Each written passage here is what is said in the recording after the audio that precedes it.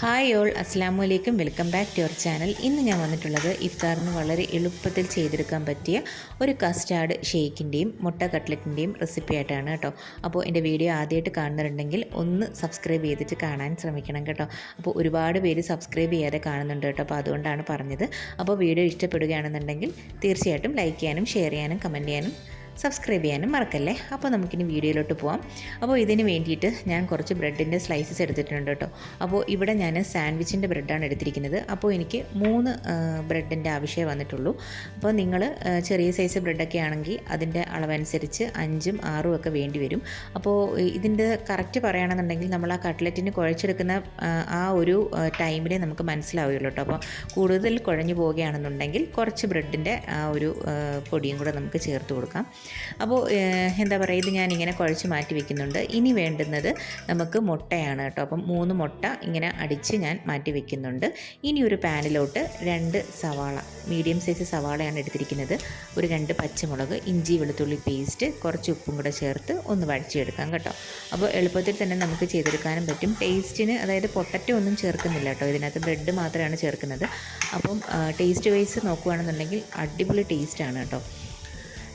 നല്ല സൂപ്പർ ടേസ്റ്റാണിത്. അപ്പോൾ എല്ലാവരും ഒന്ന് വീഡിയോ കണ്ടിട്ട് ഒന്ന് ട്രൈ ചെയ്ത് നോക്കണേ. അപ്പോൾ ഇനി ഇതിലോട്ട് വേണ്ടുന്നത് നമുക്ക് നേരത്തെ മാറ്റി വെച്ചിരിക്കുന്ന മുട്ടയാണ്. അപ്പോൾ ഇതും കൂടെ ചേർത്ത് ഒന്ന് മിക്സ് ചെയ്തെടുക്കാം. ഇത് ആ ഒരു കുഴഞ്ഞിരിക്കുന്ന പാകത്തിൽ തന്നെ നമുക്ക് എടുക്കണം കേട്ടോ. അപ്പോൾ അതാണ് അതിൻ്റെ കറക്റ്റ് പരുവം. ഇതിലോട്ട് കുറച്ച് മഞ്ഞൾപ്പൊടി, ഗരം മസാലപ്പൊടി, കുരുമുളക് പൊടിയും കൂടെ ചേർത്ത് ഒന്ന് മിക്സ് ചെയ്തെടുക്കുന്നുണ്ട്. അപ്പോൾ അത്രയും മതി.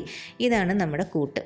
അപ്പോൾ ഇത് ഞാൻ വേറൊരു പാത്രത്തിലോട്ട് മാറ്റിയെടുത്തതിന് ശേഷം നമ്മൾ നേരത്തെ തയ്യാറാക്കി വെച്ചിരിക്കുന്ന ആ ബ്രെഡിൻ്റെ പൊടിയും കൂടെ ചേർത്ത്, പൊടിയല്ല, അങ്ങനെ നമ്മൾ കുഴച്ചെടുത്ത ആ ഒരു ഇതും കൂടെ ചേർത്ത് നമുക്കൊന്ന് മിക്സ് ചെയ്തെടുക്കാം.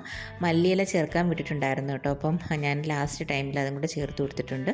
അപ്പോൾ ഇതെല്ലാം കൂടെ ചേർത്ത് നമുക്ക് കട്ട്ലറ്റിൻ്റെ ഷേപ്പിൽ ഇത് ഉരുട്ടിയെടുക്കാം കേട്ടോ. ഇനി വേണ്ടുന്നത് ഇത് മുക്കിയെടുക്കാനുള്ള ആ ഒരു സ്ലറിയാണ്. അപ്പോൾ ഇതിലോട്ട് ഒരു മുട്ട പൊട്ടിച്ച് ഒഴിച്ച് കൊടുത്തിട്ടുണ്ട്. കുറച്ച് മൈദാപ്പൊടിയും വെള്ളവും കൂടെ ചേർത്തൊന്ന് മിക്സ് ചെയ്തെടുക്കുന്നുണ്ട് കേട്ടോ. അപ്പം ഈ മൈദയും വെള്ളവും വേണമെങ്കിൽ നിങ്ങൾക്ക് ഒഴിവാക്കാം, മുട്ട മാത്രം ആയാലും മതി കേട്ടോ. അപ്പോൾ ഞാൻ ഇവിടെ ഇങ്ങനെയാണ് ചെയ്യുന്നത്. അപ്പോൾ നമ്മൾ ഇതെല്ലാം കൂടെ ഇതിലൊന്ന് മുക്കിയെടുത്തതിന് ശേഷം ബ്രെഡ് ക്രംസിലൊന്ന് റോൾ ചെയ്തെടുക്കുക. അപ്പോൾ കട്ട്ലറ്റ് എല്ലാവർക്കും അറിയാവുന്നതായിരിക്കും, അതേ സെയിം പ്രോസസ്സ് തന്നെയാണ്. അപ്പോൾ എല്ലാം ഞാനിവിടെ സെറ്റാക്കി എടുക്കുന്നുണ്ട് കേട്ടോ.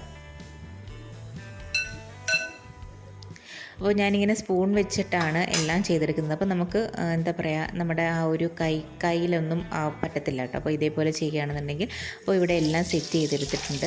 എന്നിട്ട് നമുക്കിതൊന്ന് ഫ്രൈ ചെയ്തെടുക്കാം. അപ്പോൾ ഞാൻ ആദ്യം 2 എണ്ണം വെച്ചാണ് ഇട്ട് നോക്കിയിട്ടുണ്ടായിരുന്നത് കേട്ടോ. അപ്പം എന്തെങ്കിലും പൊട്ടലോ വല്ലതും ഒക്കെ ആവുന്നുണ്ടെങ്കിൽ അതൊന്ന് ടെസ്റ്റ് ചെയ്യാൻ വേണ്ടിയിട്ടാണ്. പക്ഷേ അങ്ങനെ ഒന്നും പറ്റിയിട്ടുണ്ടായിരുന്നില്ല. അടിപൊളി നല്ല ക്രിസ്പി ആയിട്ട് നമുക്കിവിടെ കിട്ടിയിട്ടുണ്ട്.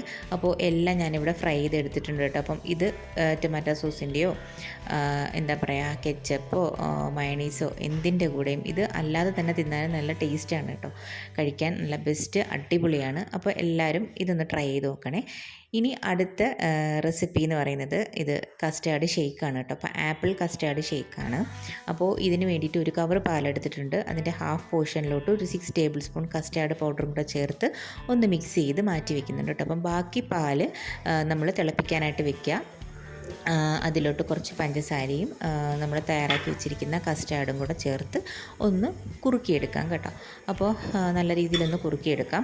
ഇത് കുറുക്കിയെടുത്തതിന് ശേഷം ഇതിൻ്റെ ചൂട് പൂർണ്ണമായിട്ടും മാറിയതിന് ശേഷം മാത്രം നമ്മൾ വേറൊരു പാത്രത്തിലോട്ട് മാറ്റുക. എന്നിട്ട് അതിന് ശേഷം കുറച്ച് വാനില എസൻസും കൂടെ ചേർത്ത് കൊടുക്കുക, മിക്സ് ചെയ്യുക. ഇതാണ് അതിൻ്റെ അടുത്ത സ്റ്റെപ്പ് കേട്ടോ.